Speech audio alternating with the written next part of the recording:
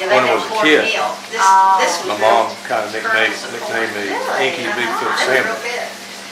There was I have had their pumpkin like pancakes. years ago in the 50s, there was a story about a kid that had a little black sand bug. And also back in those times, ballpoint pens were fairly new and they leaked all the time. I don't know So why. I always had ink on my hands. Bigfoot, well, almost pretty good sized foot. We'll be chilling because of noble. I don't think he did.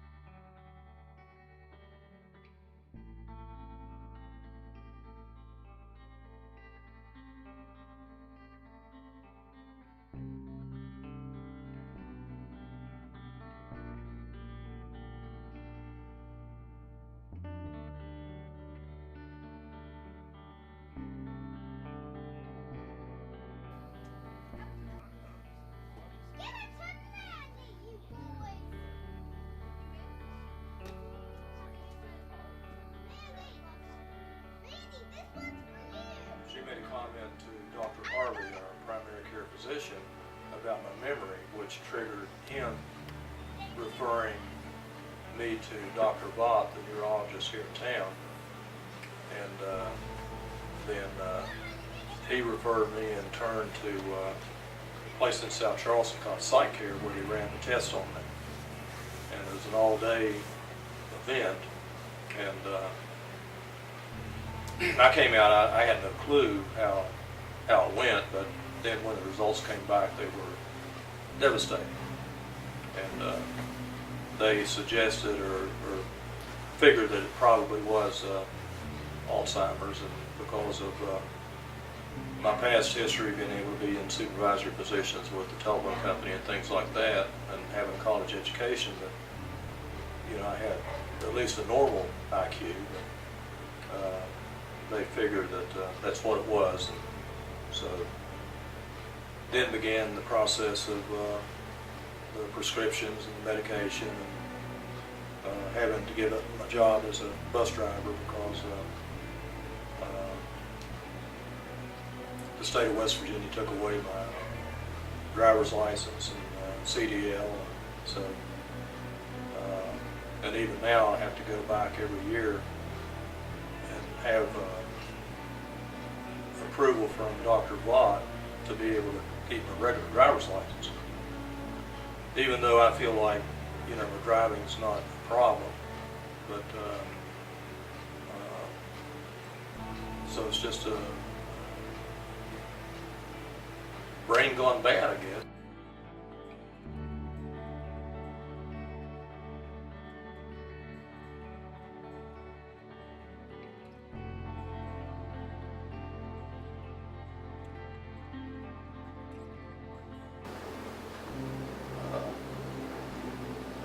I ended up, when I clocked out, it was before it was supposed to leave, so then I went back to the training room thinking I was supposed to go back there and finish some modules. But I went back there and looked, and I found that I had till October 15th to do it. So I wasn't going to sit there and do that. And then somehow I ended up leaving before I was even supposed to leave, 5 minutes before time. So, but someone was covering my post. Yeah. So I can't remember how that transpired. You said the manager came and told you you had some more work to do back there, so you just... Maybe I thought it was go right now. I guess you thought it was immediate, but he just meant there's something you had to do in a period of time. And then you came home and I looked at the clock and it was 4. But someone was covered for me. I don't just babbles. Yeah, stuff like that really bothers him because Yeah. we got home and it was 4 o'clock. I said, what are you doing home? He was supposed to get off at 4, but he was home at 4, so he just left early. Okay. So something went wrong. Yeah, I'm not sure what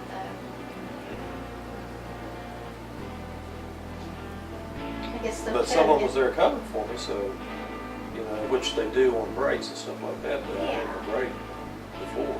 Hmm. So I just can't recall how it played out. Huh.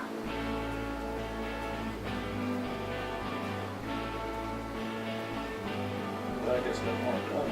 Lost 5 minutes, but Yeah, could have been worse.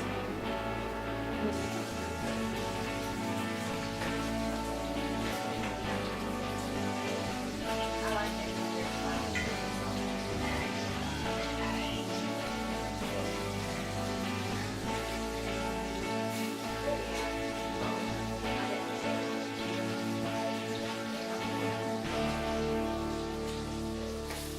Yeah, we went, chili night.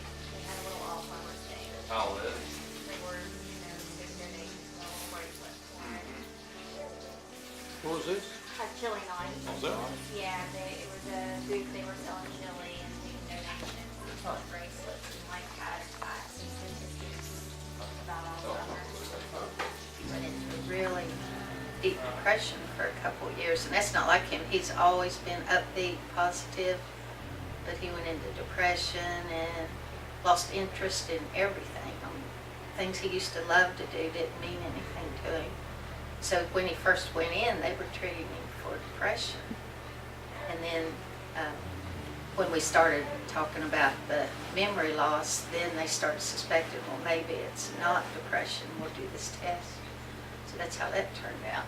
Yeah, and probably on those first visits to South Charleston, you know, I kind of,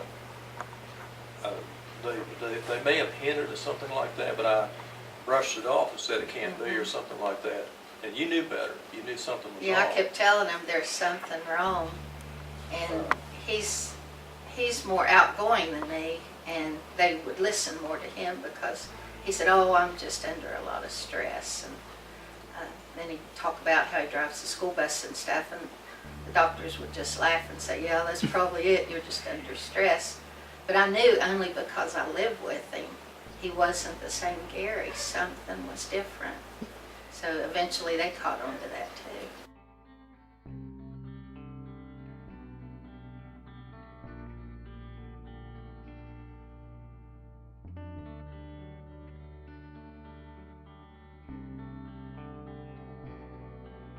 Well, I have on my phone, I make notes all the time and reminders, and so that's just a basic habit. And lots of times I'll back it up with handwritten notes on a tablet to carry it in. And even my work schedule, I have a work schedule and I'll forget what I do the next day. And sometimes I'll ask Judy, and because I'm not quite sure. And so I'll refer to the schedule and the notes on the phone and try to stay on top of things.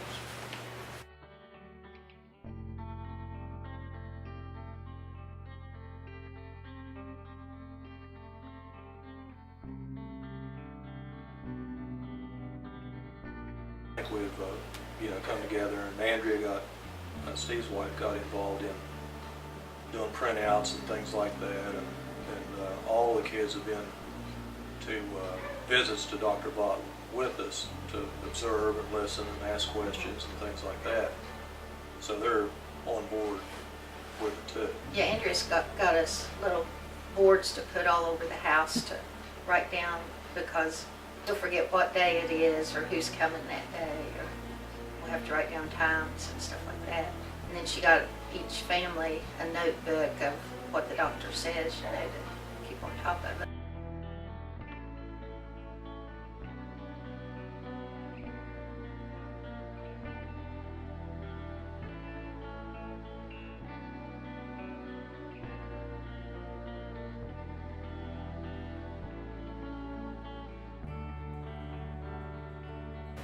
But I'm thankful that I can still work and be productive. And